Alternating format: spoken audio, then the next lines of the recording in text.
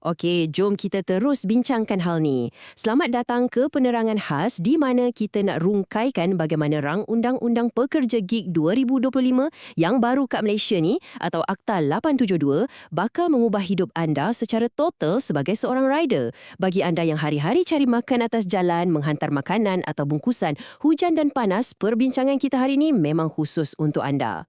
Kita faham untuk seorang rider, masa tu ibarat duit.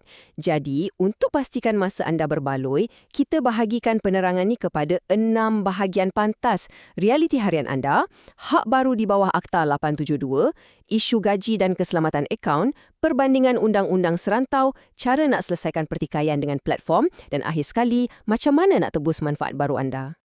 Okey, bahagian pertama, jom sembang sikit pasal realiti harian rider di luar sana. Bila anda tengok latar langit Kuala Lumpur ni yang sentiasa sibuk, inilah pejabat besar anda setiap hari kan? Anda ada kebebasan mutlak. Nak mula kerja pukul berapa pun boleh. Tapi mari kita jujur, kadang-kadang realiti ni agak perit bila masuk bab pendapatan yang tak menentu. Hari ni mungkin order masuk bertali arus, tapi esok lusa boleh berjam-jam tunggu satu tugasan nak masuk. Mungkin anda selalu dengar frasa ni, kerja lebih masa tapi bayaran tak seberapa. Memanglah syok bila ada diskaun sempena hari pekerja, macam dapat air botol di avokado harga RM9.90 atau kebab stuffed harga promosi. Tapi, itu cuma sementara.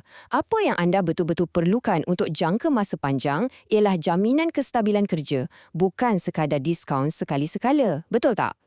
Jadi, itu bawa kita ke bahagian kedua. Akta 872 dan apa sebenarnya hak baru anda.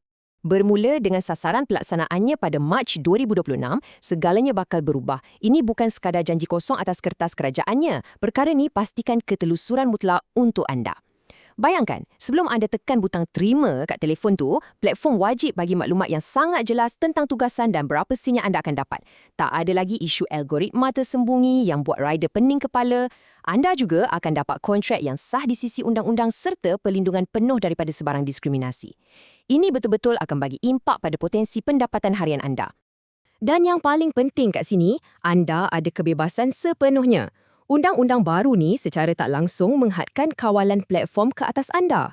Maksudnya, anda nak buka 2 atau 3 aplikasi berbeza serentak untuk maksimumkan gaji? Silakan, tak ada siapa boleh sekat atau kenakan penalti ke anda lagi. Ini satu langkah besar untuk stabilkan pendapatan jangka panjang anda. Sekarang, kita masuk bahagian ketiga. Isu yang paling dekat dengan dompet dan ketenangan fikiran anda. Gaji, keselamatan dan security account. Platform gergasi macam Grab dah pun mula jelaskan macam mana faedah yang anda nikmati sekarang ni akan ditukar jadi sistem sokongan mandatory.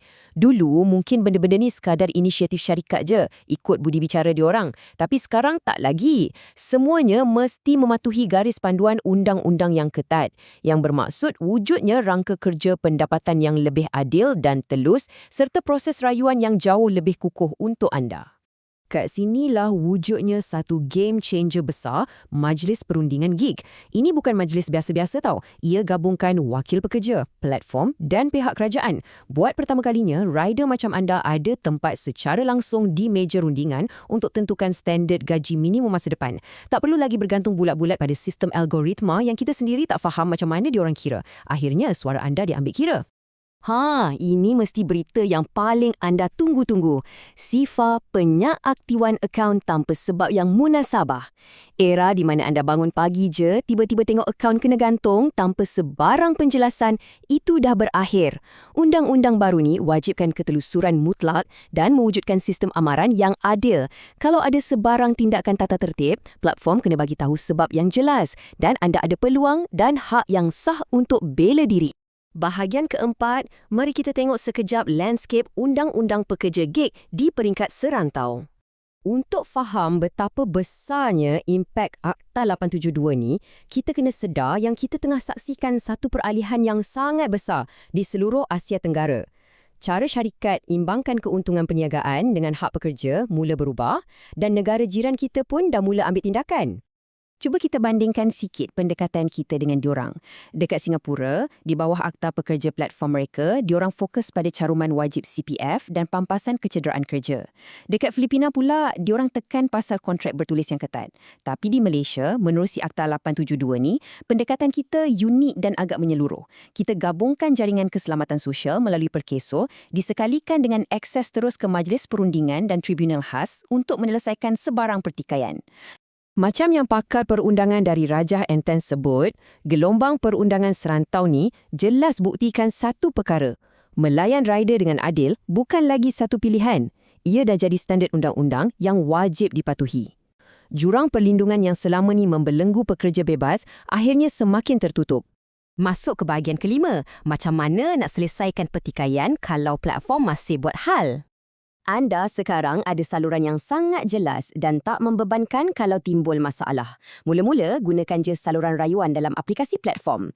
Kalau tak jalan, akan ada proses perdamaian berwajib. Kalau masih tak ada jalan penyelesaian, anda boleh power kes tu terus ke Tribunal Pekerja Gig untuk pendengaran terbuka. Dan paling best, anda akan dapat keputusan yang sah di sisi undang-undang dalam masa 30 hari je. Tribunal ni malah ada kuasa untuk arahkan bayaran pampasan dan kenakan denda sampai RM50,000 kat platform yang langgar peraturan.